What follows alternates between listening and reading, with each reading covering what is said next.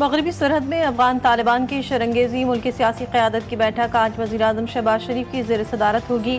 ملکی مجموعی سیکیورٹی صورتحال کے تناظر میں بڑے فیصلے متوقع۔ چاروں صوبوں کے وزرائے اعلیٰ، وزیراعظم آزاد جموں کشمیر، وزیر اعلیٰ گلگت بلتستان شریک ہوں گے۔ ملک میں مقیم افغانوں کی واپسی پر بھی اہم فیصلہ متوقع ہے۔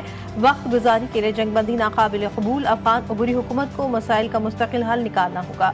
وزیراعظم شہباز شریف کا دو ٹوک پیغام۔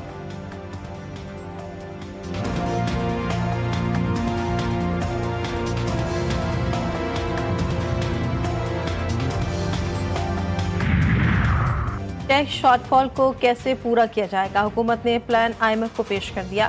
ذرائع کے مطابق ٹیکس شارٹ فال کو پورا کرنے کے لیے مزید ٹیکس اقدامات تجویز کیے گئے۔ سولر پینلز، انٹرنیٹ سروسز اور دیگر شعبوں پر اضافی ٹیکس لگانے کی تجویز زیر غور۔ IMF کا سرکاری اخراجات کم کرنے کا بھی مطالبہ۔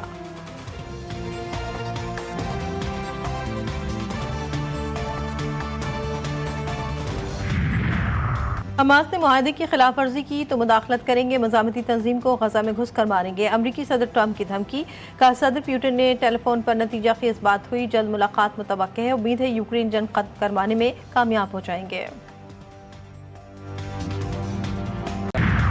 وفاقی وزیر خزانہ سینیٹر محمد اورنگزیب کی واشنگٹن میں اہم ملاقاتیں۔ امریکی کانگریس کے رکن اور فائنینشل سروسز کمیٹی کے چیئرمین کانگریس میں فرینچ سے ملاقات۔ پاک امریکہ معاشی تعاون کے فروغ پر تبادلہ خیال، ملاقات میں اقتصادی اصلاحات اور دو طرفہ تعاون کو فروغ دینے پر اتفاق۔ وزیر خزانہ بنگلہ دیش کی چیف ایڈوائزر کے خصوصی نمائندے لطفی وائی صدیقی سے بھی ملے، علاقائی معاشی تعاون کو فروغ دینے کے عزم کا اعادہ۔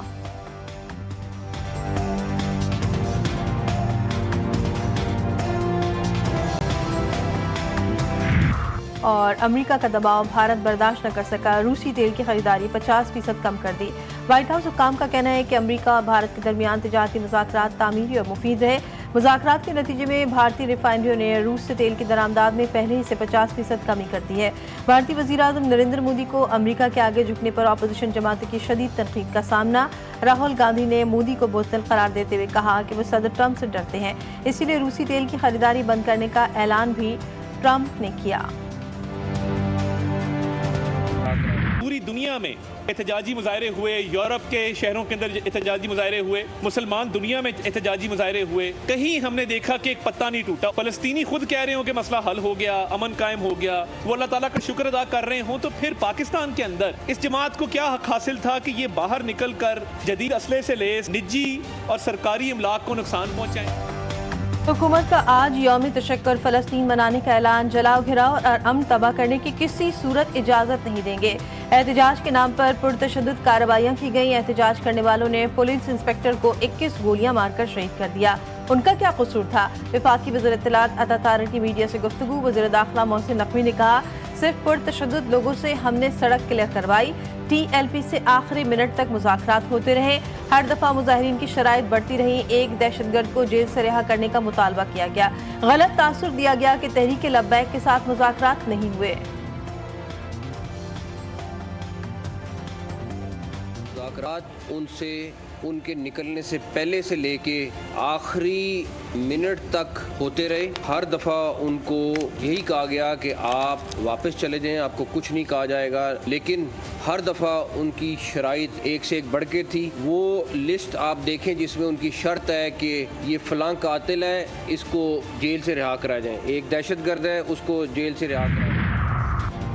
امریکی صدر کا روسی ہم منصب ولادیمیر پوٹن سے رابطہ۔ ٹرمپ نے کہا، پوٹن نے مشرق وسطی میں قیام امن پر مجھے اور امریکہ کو مبارکباد دی۔ یقین ہے مشرق وسطی میں قیام امن ہمیں روس اور یوکرین کی جنگ ختم کرنے میں مدد دے گا۔ روسی صدر کا کہنا تھا کہ روس اب بھی دنیا کے بڑے تیل پیدا کرنے والے ممالک میں شامل ہے۔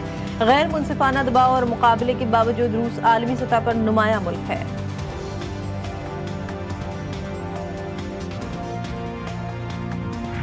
PTI کے ایکس اکاؤنٹ پر 400 لاشوں کا جھوٹا بیانیہ، PICA ایکٹ کے تحت مقدمہ درج ہوگا۔ وزیراعظم مریم نواز کی زیر صدارت امن و امان سے متعلق اجلاس میں فیصلہ، مذہب کے نام پر فتنہ فساد پھیلانے والوں کے خلاف سخت کارروائی ہوگی۔ پنجاب حکومت کا انتہا پسندی میں ملوث جماعت پر پابندی کی سفارش کا فیصلہ کر لیا۔ نفرت انگیزی، اشتعال انگیزی اور قانون شکنی میں ملوث افراد کو گرفتار کیا جائے گا۔ پولیس افسران کی شہادت اور املاک کی تباہی میں ملوث افراد پر دہشت گردی کے مقدمات چلیں گے۔ افغان شہریوں کو ٹیکس نیٹ میں لانے کا بھی فیصلہ۔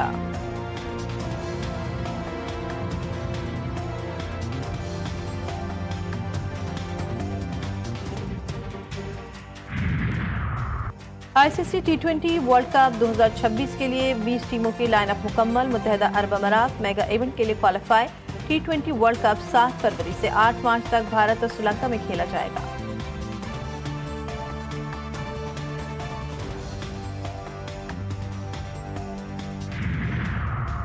पाकिस्तान और भारत एक बार फिर मैदान में आमने सामने। पाक भारत फाइटर दुबई में बड़े मुकाबले में एक्शन में दिखाई देंगे। पाकिस्तानी फाइटर रिजवान अली 23 अक्टूबर को भारतीय हरीफ राणा प्रताप सिंह से मुकाबला करेंगे। रिजवान अली अब तक नाकाबिल शिकस्त हैं। कौमी फाइटर 10 फाइट्स में 10 फतूहात अपने नाम कर चुके हैं।